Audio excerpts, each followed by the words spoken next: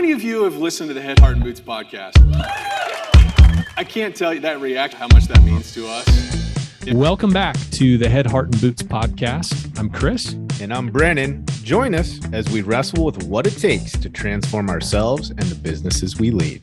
This new camera angle makes my arms look smaller than yours. I'm noticing that, and I really appreciate it. I thought you did that on purpose. No, I didn't, and I am not happy with it. This intro is a little lackluster. Where's your energy level right now? Well, you know, dude, I was in a cold tank for today. Was 5 minutes this morning before 6 a.m. 5 minutes? 5 minutes. Listen. Wait, is the water temp Brandon, up to 68 now? Brandon, I can't stop myself. I'm telling you, bro. I know you. We've known each other. If you do this, I promise you, you will thank me if you get into a cold plunge routine in the morning. It's going to change your mental health. It's going to change. It's been invigorating. I'm on day 5. My freaking 12-year-old boy joined me this morning. Dude, I'm so not sold yet. Okay. I'm going to be very transparent with you. I still feel like you're selling hocus pocus. It was the best investment I made, second only to my sauna. My wife and I were reflecting on this, actually. We spent $5,000 on putting that sauna in. Holy and mackerel. And it's not like we're just rolling in $100 bills, you know? So it was an investment, and I put it off for a while. I'm like, I don't know about the space too, right? But yeah, it's a did commitment. it. And seriously, like it's one of those things. I have friends over. You aren't looking at your freaking phones because your phone will overheat if you're staring at it in there. So the phone has to be on the floor. We turn some music on. It is one of the most relaxing, rewarding things I've spent on my property is putting that sauna in. Okay, sauna. And my kids and my wife, we sit in there, and all you can do is sit quietly or talk. And I'm serious. It's been one of the best things. In the cold plunge, you're only doing that for a few minutes, but the physical, like, anxiety and mental health benefits, and it's really great. Okay, anyways, so today that was actually the perfect lead in. It was great. Today we have Drew Skaggs. Drew Skaggs is a national champion D1 baseball player, Rice University. I'm pretty sure they're a D1 school. Anyway, he was a very successful baseball player, college athlete, a CrossFit certified trainer and gym owner in the area. I happen to go to his gym. I've been there 5 years, and I really like Drew. I think you'll see in this episode, he's a really cool dude. And we cover the gamut. Mitchell Riley, by the way, thank you for posting a question, a comment on my LinkedIn Live this morning about the show. It was a great question to open up the show. And, we talk about, okay, what are some of the lived experience benefits that you and I have had in fitness which other people have heard? I promise that's not the majority of the conversation. Drew gets to talk. But Drew, he gives some really practical advice, including some practical tips for how to think about fitness while you're traveling, because that's been a tricky thing for you and I. Yeah. Some hotel gyms are really awesome, like the one in Austin at the Collective by Core, freaking awesome gym at the JW Marriott. Just a little tip there. That thing was silly. It's so silly good. Yeah. And then others, it's like there's a treadmill and some plasticated weights from 5 pounds to 20 pounds. It runs the gamut, but he gives some great tips on how you can think about structuring your workout. He gives some tips about motivation and other ways to get more in a habit. We talk about mental health benefits. We talk about food. We talk about meal prep. And I think all of it was fairly approachable and actionable. 100%. Right? My walk away, in fact, it'll be the title, it was just a no BS approach. Like it was no BS fitness, basically, with Drew Skaggs. Yeah. Like really what it boiled down to, man. Yeah. So it's great. Check it out and share it with a friend. That's it. Let's go. Well, welcome to the Head, Heart, and Boots podcast, Drew. This has been a long time coming. I mean, it's not that I've been badgering you. You pretty much said yes the very first time I asked. It was more a function of me like getting my shit together and finally scheduling you. You didn't have to talk him into it. No. You were cool about it from the jump. Patiently waiting for you to ask. Yeah. Yeah, man. Yeah. Well, the cool thing is Brandon and I both have referenced the shop and our experience at your gym. And I've talked many times. I was just reflecting on this morning in this live cast. I should tag you up. Do you have a shop LinkedIn profile? I don't think I'm on LinkedIn. Okay, we'll do it after we get off the call, and then I'll tag you in a follow-up post. So, I've talked often. I think it's been about 5 years since Kara and I joined, something like that. That sounds right. I know it was before the pandemic. I wrote an industry article in our industry journal called "When I Found Myself on the Gym Floor." I don't know if you've seen that. Did I share that article with you? I have not seen that article. Was Okay. that from back then or was that more recent? Oh, that was back in the day. That was old location, bro. Nice. That was probably first 6 months. I had some existential moments in those early training days. Yeah, that tends to happen. So anyway, so here we are. I think, the focus for the show today, I think one of the things I appreciate, and I commented on this in the LinkedIn Live this morning, was, for Kara and I, we've been less connected to like a religious like church community over the last several years. I think a lot of people, many people at different, as they get older, the kids get older, that becomes more or less a part of their life. And so as we were kind of less connected to that community, we were looking for a new community to kind of be a part of, like people that we're seeing on a regular basis, a friend group and so forth. And in many ways, the shop became that, right? It's like there's something really awesome about having people where you have some shared values and shared interest that you see on a regular basis, even though we're not getting into, existential conversations about God and the universe, typically in the gym. I have friends there and some of them, like I just ran into Laura Gannon at Takovore the other night, and she waved us down, and asked me about my dad. And there's a real sense of community, I think, that you've helped develop there. And so, so that's a piece of it that I think often we don't really consider when it comes to our fitness and our wellness. And so, I think there's an opportunity for us to maybe talk about that a little bit today. But I really wanted to cover the gamut, but maybe focus through the lens of wellness for business owners. And maybe this is actually a great place to start with Mitchell Riley's question on LinkedIn. Mitchell's a recruiter in our industry, runs a recruiting company. It's been a friend of ours. And let me read his question, because I think this will get us going in the right trajectory. And then I want to pause and just let you respond actually to this with your first thoughts.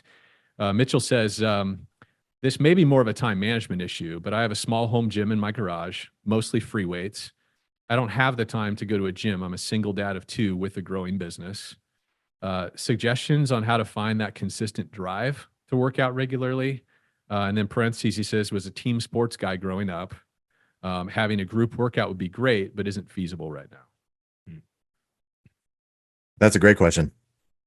I think the first thing that I would suggest is that often people search for the drive or the motivation. They're waiting for motivation before they take action. But a quote that I heard a long time ago, and one that's really resonated with me, is that you take action first and motivation tends to follow.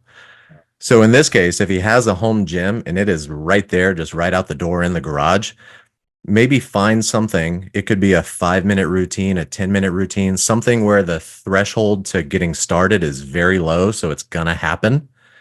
And then just start doing that. Put in 5 minutes, 10 minutes, whatever he's capable of on any given day.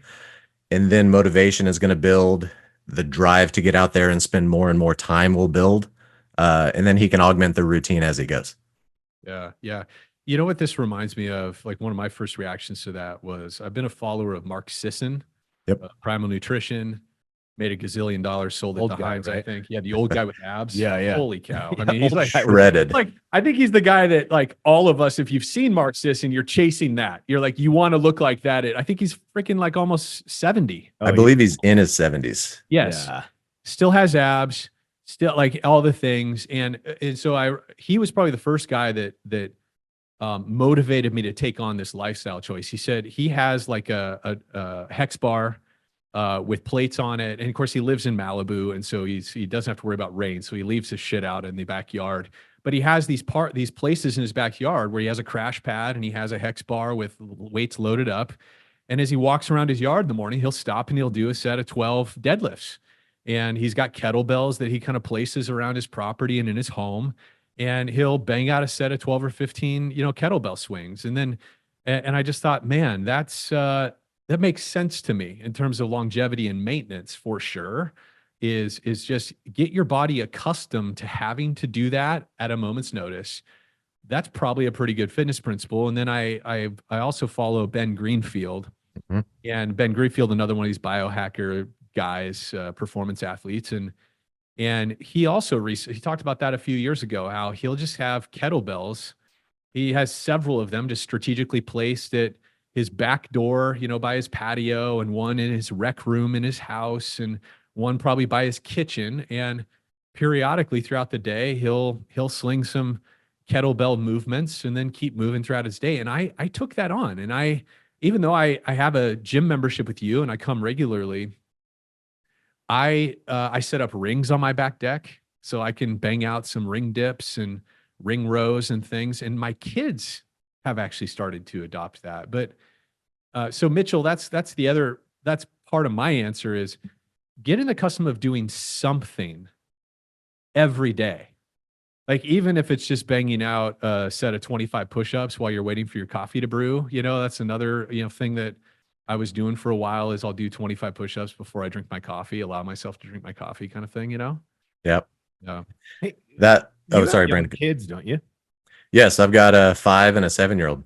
Yeah, so you got young hoodlums, and I know Mitchell does too. How have you kind of incorporated or maybe tied some of that focus of physical fitness in with the kid time? Like, is it feasible for Mitch to maybe try to do something that almost feels borderline like entertainment? As he's, with the kids or whatever? Yeah, for sure. So one of the things that I get to do with my kids is I bring them to the shop and they'll run around on the turf. They'll swing on the rings. They don't do any structured exercise, but if they're keeping themselves busy having fun, I can do something too. So depending on what Mitchell's garage setup looks like, if there's something that his kids could play on while he does a set of whatever exercise, then, of course, play on safely. In a gym, there's about a million ways a kid can Yeah. mess themselves up. Perfect. But yeah, and Chris, to your point, one example that I've heard a lot of people do is, those doorway pull-up bars, you can mount it over the door frame. Yeah. So if somebody puts that, let's say they work from home, if somebody puts that in the doorway to their restroom, every time you go to the bathroom for the day, you just do a set of pull-ups. Yeah. And Yeah. so any given set might only take 10 seconds, 30 seconds, depending on how many pull-ups you can do. But by the end of the day, you've done a handful of them.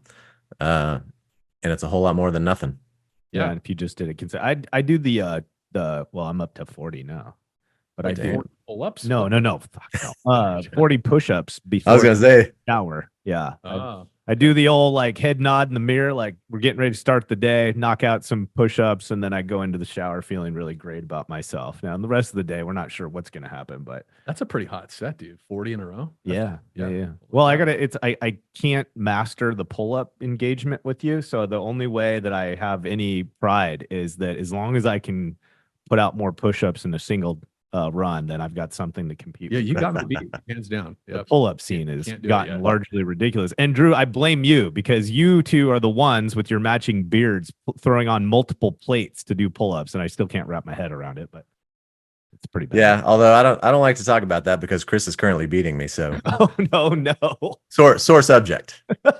I really revel in that. I just like it really boosts my ego a lot to have at least one thing that I can beat my gym owner in, That's funny. So with Mitchell, because I think this is just so great. Obviously they say abs are made in the kitchen, right?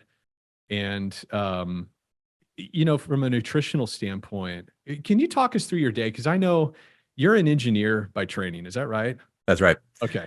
And that shows itself in a variety of ways as I've gotten to know you better and better over the years. So you have a natural inclination towards structure and order, but you've brought that to a certain degree with your food. But I also know that you F off occasionally and you enjoy some treats. And so it's not as though you're a monk in terms of your eating habits, but you have some order and a daily habit.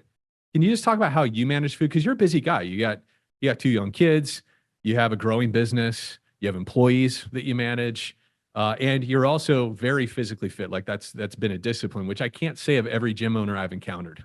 Right? There's a lot of gym owners that get caught up in the work of the business and they kind of let themselves go to a degree. And clearly it's a value of yours to maintain your fitness levels. So talk about kind of your food routines. Sure thing. Yeah, first, you nailed it. My very first core value is deep health. And what that means for me is that the more I take care of my body via exercise, nutrition, things like that, the better I'm able to do everything else in my life. So that that kind of comes first, not to the exclusion of everything after, but more to the benefit of everything that comes after that. When it comes to food, you nailed it. I studied chemical and environmental engineering in college. And so I am all about routine, structure, optimization, efficiency. Those are like my buzzwords that are just built into my DNA.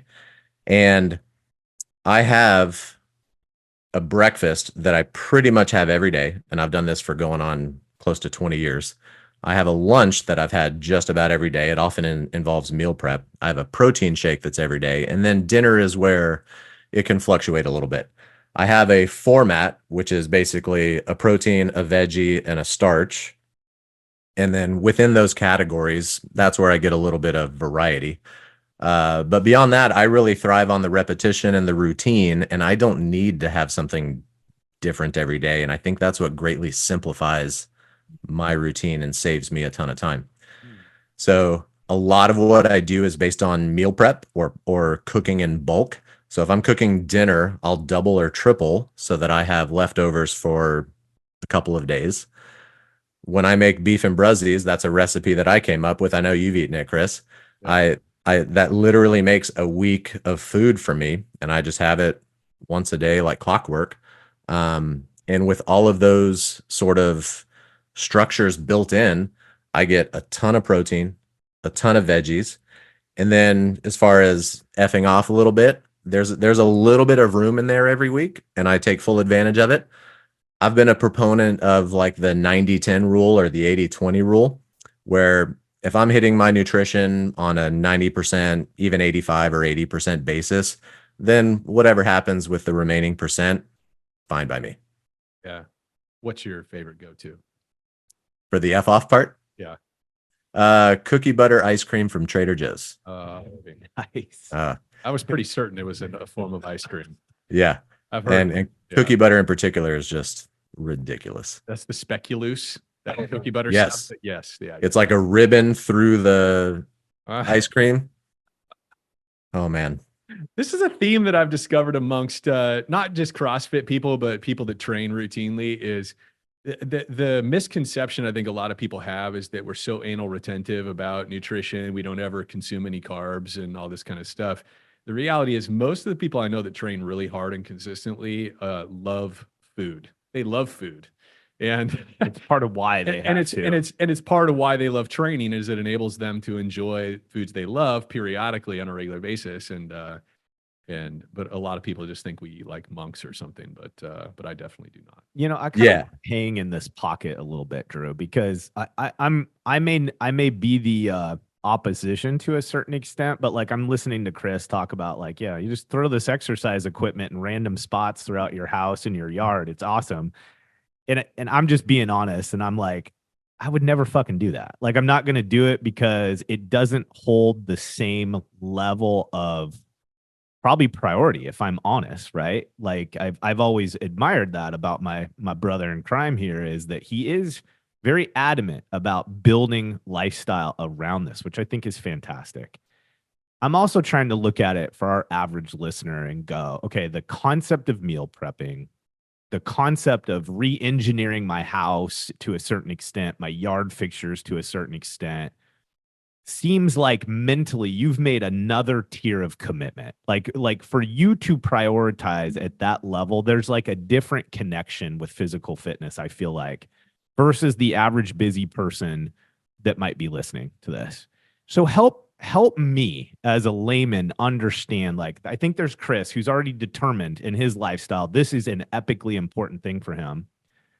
But what about the rest of us that just need to begin orienting ourselves around proactive engagement in this stuff, but be more realistic maybe on what's the first phase look like?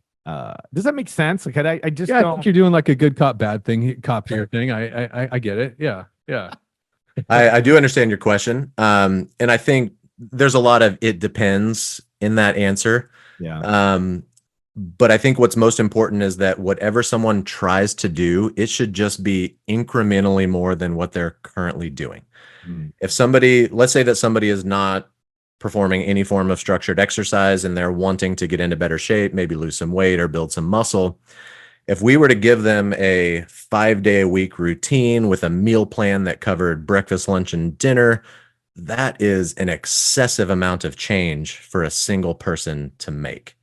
And while maybe somebody can just sort of white knuckle through that for a couple of days, after that, it's kind of destined for failure. So the most important thing is that a change can be sustainable, and it's just this tiny change over what they're currently doing. If somebody's not doing any form of activity, I would say the most accessible thing is walking. Yeah. Just getting their steps in. If they have an office job, if they work from home, almost no matter what, you can just get out and go for a walk. And if you work in an office, you could walk laps around your office floor, depending on the size of your building, obviously, but that's the simplest way. It doesn't need to be complicated. It doesn't need to require equipment, and it doesn't have to be, anything over the top. Mm. If somebody is looking to strength train or something like that, then body weight exercises are accessible just about anywhere. So things like push-ups, sit-ups, air squats, lunges.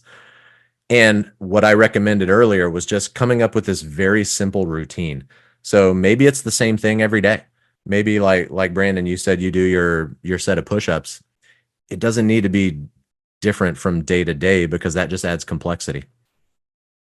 Pick a routine, something you like, and just do it. Consistency is going to be the number one thing here. Yeah, I cycle hard. You know what I mean? I go through these phases where I'm all in 110%, and then I'll go through phases where I'm like lucky to push 60% dedication to it. And I know it and I see it. Like I can very easily compare myself, for instance, with Chris, and I can see where the consistency has paid off. Like mentally, I can kind of fuck with him, for lack of a better term.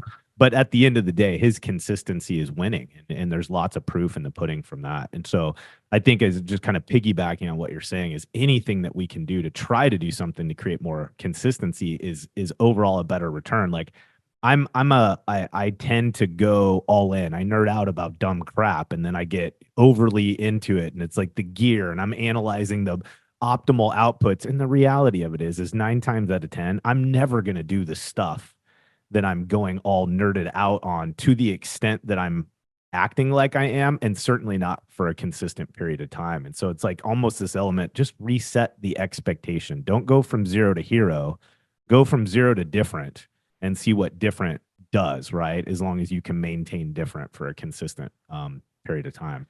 Yeah. 100%. That's a great way to put it too. Yeah. We try to share with people that are new to the shop. We try to share with them that consistency is key. Avoid the intensity trap because one great workout is not going to make you strong or fit, but 3 to 5 workouts a week, every week, for months, for years, that's what's going to transform your life. So important. Yeah. So can we, before you go off on something else, I don't want to get too far from it. This kind of like, you made a very clear reference, and I think this is really important.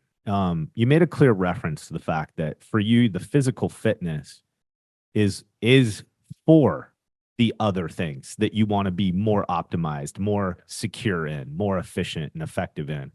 Can you hang in that for a little bit for us? Because I think one of the things that for me is a challenge is I know things, but experiencing things are different. And it's hard to commit when you know something versus when you start to experience something, right? And I really liked the way that you were so crystal clear and unapologetic. At the end of the day, I'm doing this because of these things. Draw that connection for us, because I think to a lot of extent, that's the opportunity for us to be motivated to even consider the value of health and fitness beyond it's just good for you, right? Everybody hears that shit.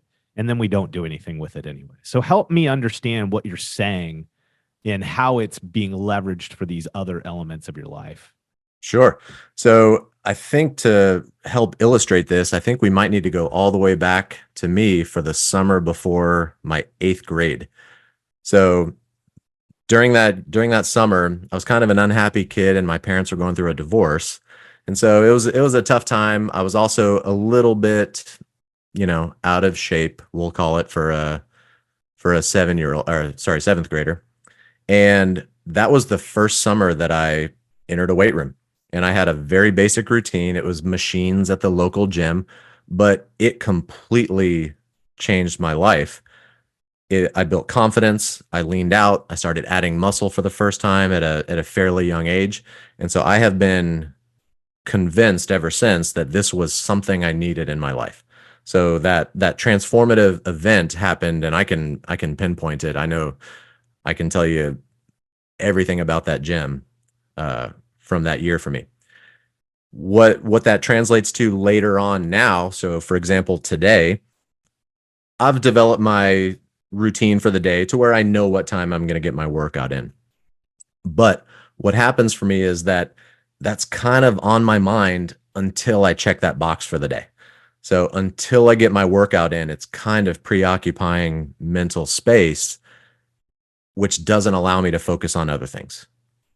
Or knowing that I'm going to get it in allows my brain to sort of free up that space and then focus on more important things like either business or my kids or things like that.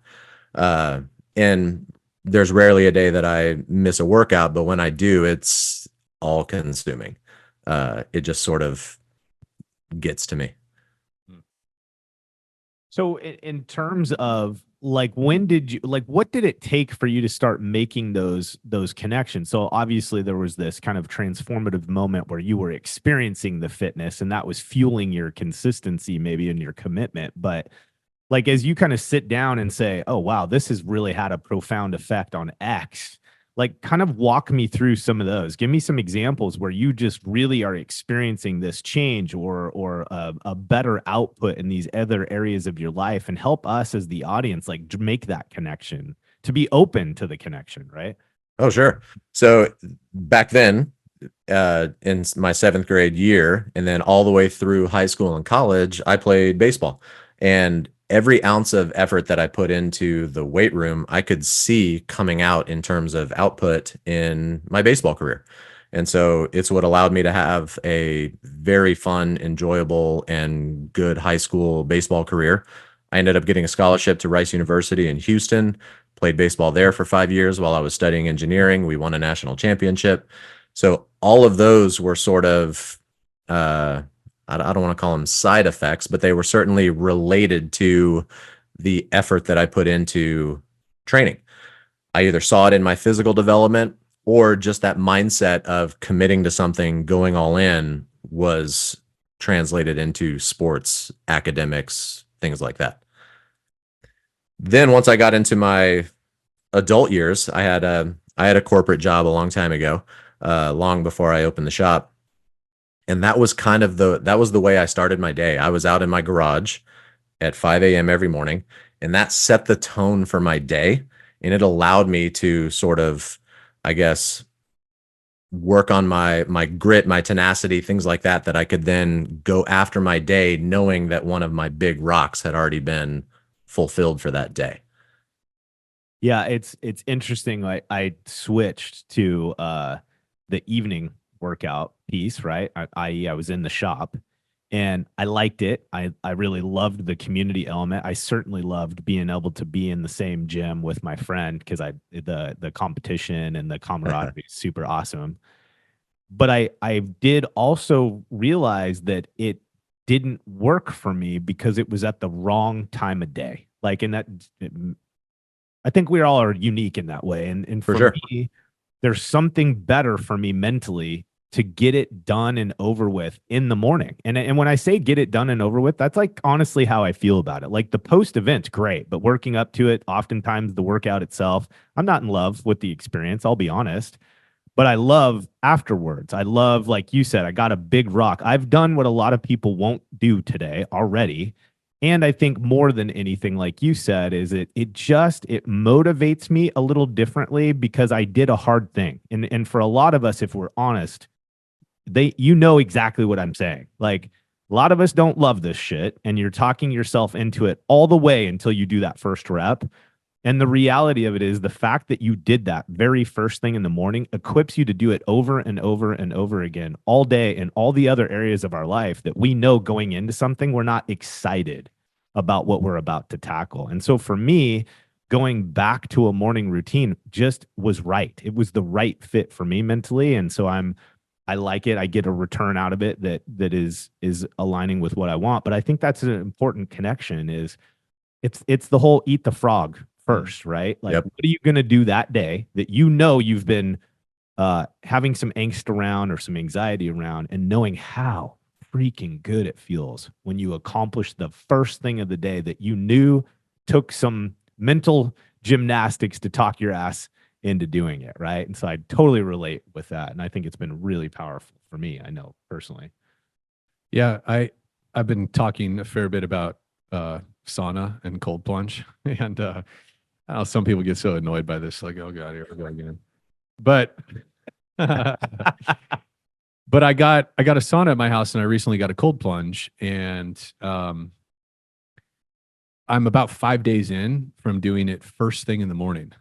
Wow. And so my sauna, it's not a fancy one. I don't have like an app timer preset deal. I have to like I just have like a delay timer that I can set, and I always get it wrong. So some mornings I have to wait for it to warm up because I timed it wrong. But I'll do, 15 to 20 minutes in the sauna. My 12-year-old son actually started joining me. Simon started joining me. He's joined me 4 out of the last 5 days. That's awesome. At 5, I wake him up at 5:10, and he gets up with me. It was just fun. That may be more worthy than yeah, sauna it itself, makes, dude. yeah, of course. Yeah, absolutely. Right. It's awesome. But, we'll listen to music but that cold plunge, what's interesting about cold plunging, and I'm curious just for your experience, because I know it's something you've gotten into a little bit here in the last several months or last year or whatever. The first time I did it, a friend gave me one of those feeding troughs or one of those agricultural things. He just brought it to my house. He's a cool friend. And he's like, hey, I've been doing this. I think you should try it. He just bought one for me and delivered it to my house. I was like, oh my God. Great friend. Yeah, great friend. And but I stared at it for 2 weeks. And I filled it and I stared at it for another week. And finally it got to a Saturday, and Simon's like, Are you gonna do it? And I said, yeah, let's do it today. And I literally sat out on my back deck for 4 hours.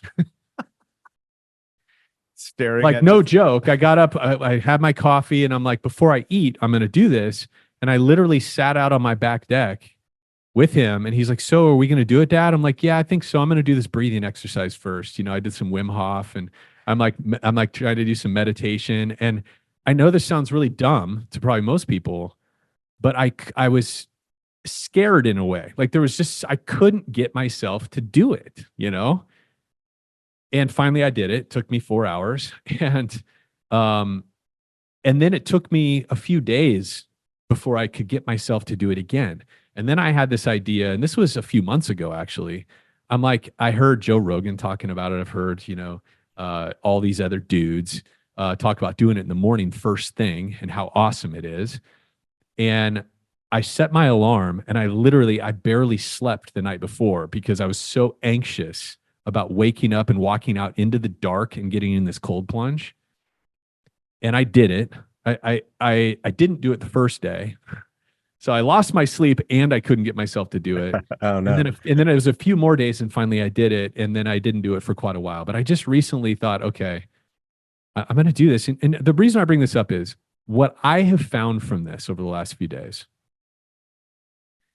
is it's gotten easier and easier and easier and easier and easier to where I don't make myself anymore. It's just something that I do. And I've noticed this switch in me. And I've also noticed too, and I don't know if you've noticed this, but I have had a level of focus and drive coming to work this last week that I haven't felt in a while, actually. And I feel like a big portion of it is those morning plunges, because I've chosen to do something that used to be extremely uncomfortable and anxiety producing. And now it's become normalized to where, kind of like what you were talking about, just the workout in the morning, it flips some kind of switch in me to where nothing else feels that hard, Like, it might be challenging, but I'm not afraid of it, or I'm not anxious about, like, it has really quelled my anxiety.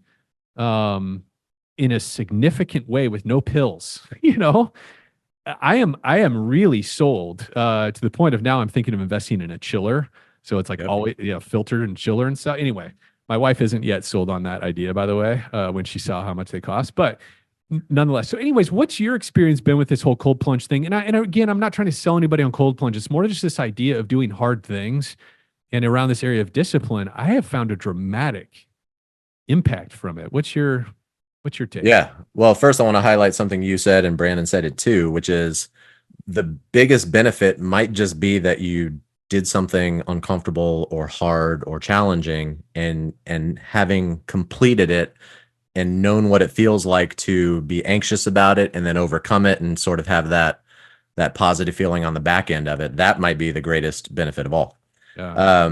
My experience with both sauna and cold plunge, I have a sauna at home too. I got one of the infrared ones, mostly for the convenience, because it's a push button, turn it on, and then just sort of set it and forget it sort of thing. Yeah. With cold plunge, I haven't done it as routinely as what you're doing. What I've primarily done is a cold shower, Mm. just because Except, I guess I kind of talked myself out of the cold plunge, similar to the way you started your journey, which was, oh, it's going to be cold. I got to fill up this tub. I'm going to have to change the water frequently. This is going to take forever. So to make it easy for myself, I just started in the shower. When I'm done with my shower routine, I just turn it all the way cold and sit there for about 2 minutes. And that's that. And tap water here and where we live is surprisingly cold. Yes. It is, man. It is. I remember I was introduced to 75 hard a long time ago, and part Yep. of it is to add the cold shower. I don't even know if that's a formal part of it, but man, that was like the worst part when I did it the first time, was the cold shower piece. And it was like, I was psyched if I got to a full minute. Man, the mental gymnastics for that every morning were intense, though. I can't For stand sure. hours. I still can't. Yeah. As far as the physiological benefits, probably to no one's surprise, it is highly controversial. There's some people that swear by it and say that it does all these magical things for your body, and then other people say those are just, overblown benefits and things like that. My own experience is that it's invigorating and refreshing. I generally sleep better when I've done a cold plunge. And it's just something that I have this sense of pride. I did something that not many other people do, and it was hard. I overcame it, and I did it anyway. Yeah. I think that's the thing that is hard to, again, like going back to the experience versus knowledge. I think that's the real challenge sometimes. And it's interesting because a lot of the people listening to our show, they're all entrepreneurs at minimum. A lot of them at least are key leaders, have teams of people that report to them or are directed by them. And so these are driven folks. Like, these are people that come from an industry that is very challenging. There's nothing easy about it, not that business is anyways. But there's a lot of things that people are having to overcome on a day-to-day basis that are very challenging. And at the end of the day, in terms of entrepreneurs, they're not the mass of the population. They're often a smaller group within your community number. So anyways, point being is, like, people are already doing hard things. But it's interesting to me how disconnected we can still be around doing hard things as they associate with discipline to physical fitness, personal health, mental health. Like, it's very easy for me, and I'm just going to speak for myself. It's easy for me to tell someone and talk about and be a bit ego driven by this. Yeah, we work this long. We do these kinds of hours. We've grown the business this much. We've had to commit to this kind of travel schedule just to get the job done and move the business forward. But then I can struggle personally on how to apply that same kind of grit mentality or that focus on doing hard stuff into some of these other layers of my life, like mental, physical health. Like, for me, I would say right now, my biggest challenge is mental health. Is being partnered with Chris in a business has helped me kind of toe the line. I used to be great in physical fitness when I was military. Outside of the military, really struggled. Having a business partner that's connected with it has helped me. But the mental health piece, like, I've not done a good job of being committed and investing in that. Where am I going with this? So from your perspective, what do you see? Because you work with lots of people that aren't engineers, that discipline is harder by default. How do you connect the dots? What kinds of conversations are you having with folks to help them understand like doing this hard stuff is going to have these profound impacts that are going to carry into other elements of your life? Like, are you addressing that with people, the folks that you're working with? Like, what does that look like? For sure. I guess the conversation's a little different depending on each person. But one of the things that we try to connect for everybody is the deeper why they're coming to the gym, or why they want to get in shape, or why they want to lose weight, build strength, add muscle, things like that. Because if you just tell yourself, I need to go to the gym because that's what I'm supposed to do, that's not a very compelling reason. And so when times get hard, or when you have a packed day, your schedule's full, stressful, things at work, something's going to give, and it's going to be the weakest reason that's going to sort of fall by the wayside. But if you connect it to a big why, so for example, why does somebody want to eat well and lose weight? And the reason might be something like, well, if I lose weight, I'll have more confidence. If I lose weight, I'll be able to keep up with my kids when they want to play in the backyard or do things like that. Or, a number of reasons like that. They could run the gamut. But when you then remind somebody like, you're coming to the gym because you want to play with your kids and have an active lifestyle and set a good example for them, now that resonates. Now, when they have a stressful day and they're thinking about skipping the gym, they just sort of connect with that deeper why, and all of a sudden it becomes an easy decision. Yeah. That's note to self. Yeah, that's important. Right. Note to self. That's actually Yeah. a very big driver for me is that piece. It's longevity. It's like I think a lot of us, I'm 44, I think a lot of us watched our parents defer a lot of the things that were important to them until retirement. But like all the things, fun, spending money, buying the RV, doing the things. And I think many of us watched our parents, grandparents do that only to then be saddled with health conditions, disabilities, or earlier death than they anticipated. And I think many of us are coming to the table and saying, okay, how do I make sure, one, I'm enjoying myself now, and I'm living my life to the fullest now, because there's no guarantees. But then also, how do I prepare myself to actually thrive and enjoy my retirement? Like, that's part of what I'm thinking is, I want to be able to do whatever the heck I want. I want to still be able to go climb Middle Sister with my wife, when I'm in my 50s, and maybe I have more free time and financial bandwidth to be able to do those things when I want, and that sort of thing. I want to come back to the mental health piece, man, because this has been a significant piece for me. And I've talked about this on the podcast, and had many conversations with other friends and fathers and stuff like that, that I have struggled for a lot of my family life, like married life and family life, with anger. And I think a lot, it makes me feel better to say, I think a lot of men do. Like, I think all men do to some degree. And I think that anger comes out differently. Like, and for me, that anger shows up in kind of emotionally disconnecting, just kind of distancing myself when I'm feeling angry or frustrated. Sometimes it comes out in me being sarcastic or kind of snappy with my kids, irritable. And I have noticed there's a number of things that I've learned to do that have helped me with that, to manage that and start to gain more self-control over those emotions and those reactions to things. But I have noticed a pretty direct correlation to days where I train, where I lift hard. Like, and I talked about earlier, like picking up weights in the backyard and stuff. That's not what I mean. Like, when I actually train and I kind of gut myself out, like if I come to the shop for a workout, I'm pretty guaranteed to leave it all on the mat. It's like, I'm going to sweat through my clothes. I'm going to thoroughly wring myself out in that workout. And those days that I do that, I'm less angry. Like I have less of that tension, frustration buildup and stuff. Like, what have you noticed in your own life in terms of mental health? And what do you hear from long-term shop members, is this something that they also talk about? Like, talk to us about the mental health piece. Sure. Well, I think you're right on the money. Struggling with anger and things like that. I think in my experience, anger, or what I've heard anyway, is that anger tends to come out when you don't know how else to express your emotions. I'm far from a mental health professional. I have my own therapist, so I will say that, where I have help or a coach on my side for the mental health piece.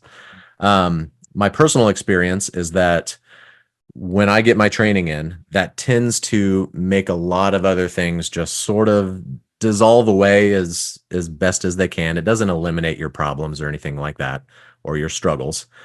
But this comes back to one of the very first things I said, which was, when I get my training in, that makes me the best version of myself for everything else that I do. I can now give everything else to trying to overcome whatever challenge or struggle it is that I'm dealing with. That's been most helpful for me. In terms of maybe aggression or something like that, if we're lifting heavy or throwing med balls around or something like that, that is a form of expression, and you just get to like take it all out on something that, has no feelings or emotions and doesn't matter what happens to it. So that's one of my own benefits. As far as other people that come to the shop, a common theme that I've heard is that when they get their workout in, the rest of the day just seems to go by a little bit easier. Mhm. Not to say that it's magical or anything like that. I think it's more methodical than anything. So Yeah. Yeah. I think this probably is commonplace for all of us, but I got a question around when we make a decision to shift things up, right? So let's say, for instance, Chris and I's households, we obviously are prioritizing physical fitness differently than a lot of households. But then your sphere kind of it affects that, right? It can have an impact on the motivation. I think also guys like Chris and I find ourselves in a place where you begin to look at others and out of a really good reason, you're worried. You grow more concerned, and at times you feel more called to be vocal and communicate your concern to somebody, or want to try to raise additional awareness. I mean, it's part of the reason why we bring this kind of stuff up on our shows. We do believe it's important, and we've seen the gains or advantages in our own lives from it. But how do you, like, because we obviously have lots of people coming into the shop. Like, how do you balance two things? One, identifying when it's appropriate to speak up versus, like, we can get caught up on, because this is a focus for me right now it needs to be a focus subconsciously for everyone in our fucking sphere. So how do we balance that? I mean, you literally teach people this for a living, so I know it comes up in your sphere. And then when it is time to talk about these things, what are maybe 2 or 3 things we can keep in mind to make sure that the conversation is realistic, appropriate, and maybe comes from a more safe place? Is that, you tracking with me? I think so. So let me clarify to make sure I got it. So if I'm working with one of our members, or a group of our members, when is it okay to maybe comment or ask a question about something I've noticed with what may be going on in their life? Is that where you're going with that one? Well, it's like, okay, so let's say Chris and I, we're roommates. Okay. Mhm. I start working out all the time, and I notice that Chris is not Drinking beers and eating French fries. drinking beers and eating the fries, right? But then it's like on the weekend, I hear him complaining about, oh, I feel so shitty in my jeans. I'm this Sure. and that. I'm making comments about how I feel about myself and look. It's like you want to contribute, but I For also sure. know from personal experience that that wasn't an invitation to contribute, right? So how do you, in your own world and your family, your friends, your partner, like, how are you shaping that conversation, choosing when to engage that and when not to? And then when you do choose to engage that conversation, what are some things maybe that you try to keep in mind to make it as safe and as healthy of a conversation as possible? Yeah. Okay. Now I follow you. That's in drinking beers and eating French fries. I got you. So it doesn't sound like Chris, but let's say Chris is doing that. I think if I were his roommate, the first thing I would do is just just sort of let him know like, hey, Chris, I'm going to go get my workout. I'll see you when I get back. Just so that way I'm not putting any pressure on him or shaming him or anything like that. Like, hey, another round of French fries for you there, Chris. Because nobody was ever shamed into making meaningful change, right? Yeah. That just makes them feel worse about themselves. And then pretty soon, I would even extend an offer. Hey, Chris, I'm heading to the gym, man. You want to come with me? And then, regardless of the answer, no shame, no pressure, just extending an offer, just being a good friend. I do think that sooner rather than later, that would have an impact on Chris in this example, where he'd be like, you know what?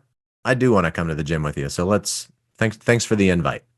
I think the extent to which you do that is very dependent on what role that person plays in your life and how important they are to you. For example, if I see a stranger on the street that I don't know, I don't think it's my place to mention anything or bring anything up. That's just inappropriate. If it's a casual acquaintance, I think most people know that I own a gym and I work out, and they'll ask if they have any questions. If it's somebody that I care about, whether they're a friend, a great friend, a family member, or something like that, that's where I tend to take that route that I just sort of explained in the hypothetical with Chris, where it starts as friendship and extending an offer sort of thing, but never saying you should do this or you should do that. Yeah. I think that's where I can get challenged a little bit, right? Is because I'm a challenger by nature, and so I want to like, hey, what you keep saying X, but you're not doing Y. So what gives, and I've seen like not health related, but just conversations in general. Let's say with my kids, like they know a lot of stuff already, so it's not like I told them the silver bullet that once they adapt to it, like their life changes. It's just this personal threshold that we each have to cross. And I think that I can often feel convicted, like now that I'm aware that you want to change this and I'm aware of ways that can help you change this because I'm doing them and experiencing it, then I feel this weight or this pressure of if I don't, I'm failing them. And I think sometimes I just struggle how to live in that space. And so I think one of the things I really appreciate about what you're saying is it's fairly unapologetic. Like you're not owning that person's experience. You're saying, this works for me. I'm going to be open about it. I'm going to communicate what I'm doing so that they're aware of it. And then I'm going to extend an invitation, and then it stops there. And I didn't hear you follow that up with, and then I moved to phase 2 of aggressive accountability. Like it stopped at, I sent an invitation and you're comfortable with that. And so I think that's helpful for me. Because if anybody's going to be motivated to get people to take action, it'd be a gym owner. Right. So I think I can respect that. Yeah, exactly. I have a direct monetary benefit from those types of interactions. But you mentioned, say, your kids, for example. Granted, my kids are really young. We don't do any structured exercise for them. It's all about play and things like that. But nutrition, for example, when we're cooking dinner, I'll make a protein, a vegetable, or things like that, and I'm eating the same things that they're eating. So in that way, it's leading by example. They know when I go to the shop, I do a workout and they get to play, but to them, it's probably like doing a workout. They think they're doing what dad's doing. And so I think it's the integrity to lead by example rather than say, eat your vegetables because I told you to, or because they're good for you. It's, hey, we're having broccoli tonight. I'm eating it too. Here's your serving. Yeah, I like that. Just mirror it. Yeah, totally. Okay, so this has been fun, man. This has been a great chat. For sure. Something I'd like for us to maybe wrap on is we have a lot of people listening to this podcast. They travel a lot. Oh, yeah. It's one aspect of our industry that there's a segment of it, a fairly large one, that travels a lot for work. They travel to the hurricane zones and natural disasters and things of that sort. And many of our listeners have multiple business operations in different markets and territories. And so they're in hotels a lot. Brandon and I are in hotels a lot. And And it's difficult for me to maintain the intensity of training or the variety of training when I'm in hotels, and that sometimes feels frustrating. I feel like I can kind of fall behind a little bit in my training. I come back to the shop and I'm lagging behind some of the others. But can you give, like, most hotel gyms now have a set of dumbbells, a what do they call it? The Strider machine, where you're kind of like a low impact cardio machine, a bike, and a treadmill. Some now will have like a machine with like a chin up rack, and a stack of weights for like tricep pull downs and lat pull downs and things of that sort in a decent hotel gym. So with a limited kind of setup, is there a base for those people that are traveling next week? We're actually heading into hurricane season. So for people that want to like either not slough off their routines that they've maybe developed during the fall and winter, and now they're going into their travel season, they don't want to put that 20 pounds back on, or they want to continue with their fitness. Can you describe maybe a mental model, like a split or a just an everyday full body routine that somebody could do with minimal amounts of equipment that might help them accomplish their goal of staying in shape while they're traveling irregularly over the next few months? Yeah, that's a great question. And it's a good point that you bring up about all of that travel that's involved. I guess in that regard, I'm fortunate that I don't really do any traveling other than the occasional conference, once a year, twice a year, something like that. The first thing that I would say regarding a mental model is I would manage expectations. And there's a famous strength coach. His name is Dan John. Brilliant guy. He's also brilliant at keeping things simple. One of the things that he talks about is a check the box workout. So out of 100 workouts that somebody might do, 5 to 10 of them might be like earth shattering. Oh my God, I felt so great today. Like I just totally crushed. 10 to 20 of them, you might feel pretty crappy, where, you know what, not feeling it today. I'm exhausted. My body hurts, but I got it done. The rest, you just kind of feel pretty good, but you got to do it in order to get to those 5 to 10 where they're earth shattering. He calls them a check the box workout. And when you're traveling and you have a hotel gym, maybe you have a set of dumbbells, an elliptical machine, something like that.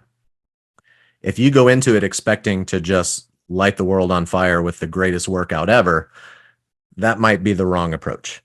Instead, it's, you know what? I'm going to make the best of what I've got here. Let's get it done so that I can go out and do my job and do a great job. Having said that, I tend to divide programming into some fundamental movement categories. There's a squat category, a hinge category, a lunge, a push, a pull, and then core. So kind of like 6 things there. And you can do all of those either with just your body weight or a machine or a minimal amount of equipment. So a squat could be as simple as just an air squat. A body weight squat, if you have a dumbbell or a kettlebell, you can hold it in front like a goblet squat. And now all of a sudden you've got your squat variation. For a hinge, if you had access to kettlebells, you could do some swings. That's always a great one. If not, and you just had, say, a dumbbell rack, you could do RDLs or single leg RDLs. RDLs being Romanian deadlift. So like a stiff legged deadlift or Romanian deadlift. Okay. So something to work the hamstrings on the backside. YouTube it, folks. Yep. Yeah. Exactly. YouTube is your friend. For the lunge category, it could just be a walking lunge or a reverse lunge with your body weight or with dumbbells if you got them. Yeah. So that kind of takes care of the lower body. And then as far as sets and reps, I would keep it simple. I would call it 3 sets. If the only weights you have available to you are lighter, your reps need to be higher. If you have access to some heavier weights, then your reps could come down a little bit, but otherwise don't overthink it. Pushing and pulling, you've got push-ups. Those are available to you at any time in any place. If you have dumbbells, you could do things like dumbbell bench press or something like that. For pulling, pull-ups and chin-ups are always they're a favorite of mine because they're just so darn good. But if you had machines, you could do like lat pull downs, or you could do a pulley row or something like that. And then for core, it could be as simple as planks and side planks. So I think the key takeaway there is just don't overthink it. Yeah. Just check the box that you got it done. Do some things that are fundamentally good, like those movements that we just went through, and that's it. You could even do the same thing every day. The intensity would be such that it's not going to be harmful to your body to repeat it the next day or something like that. I think that's really good to take it. I think it's the expectation piece because I'm like, oh, I got to do my bro splits and everything's got to line up with my routine that I was on Monday when I left for the week. I like to check the box. I'm going to own that. Yeah. On sometimes you just get her done, and that is absolutely awesome. Like that was the right move for that day for that event, right? For sure. And like, I mean, you guys know what I do at the gym. For example, the last time I traveled was a couple months ago. I went to Austin, Texas. The gym had a great setup. They had an assault bike, they had barbells with bumper plates. But even though I could have done all the same stuff that I do at the shop, do you know what I did instead? I did freaking curls and triceps and leg extensions because I just wanted to get a freaking pump. And so it was fun to mix it up and just do something different. Yeah. Hey, I'm not gonna lie. Chris and I have been Brandon known likes the pump. to do a little pump prior to some stage time. There's That's nothing true. wrong with that, and it really helps you stand up a little straighter when you walk into the room. So don't discount. It would only be wrong not to do that. Yeah. Yeah, that's right. That's right. That's right. I think that's an awesome wrap up, Drew. This has been fun, man. We've kind of covered the gamut, and I think we've also given people some, actionable thoughts to think about. Like, what can you do tomorrow to get back on the horse or to develop a new incremental discipline that's going to help you get to where you want to go, right? I think it's been a fruitful conversation. So thanks for joining us, man. I enjoyed it. And I will potentially see you at 4:30 this afternoon for today's WOD. That's right. I expect to see you there. Yeah. I'll let you know how many pull-ups I did so that you can try to one-up it. Oh, bro, today is pull-up day. That's right. Video only, my man. Video only. Video or it didn't happen. Yeah. All right, hang tight.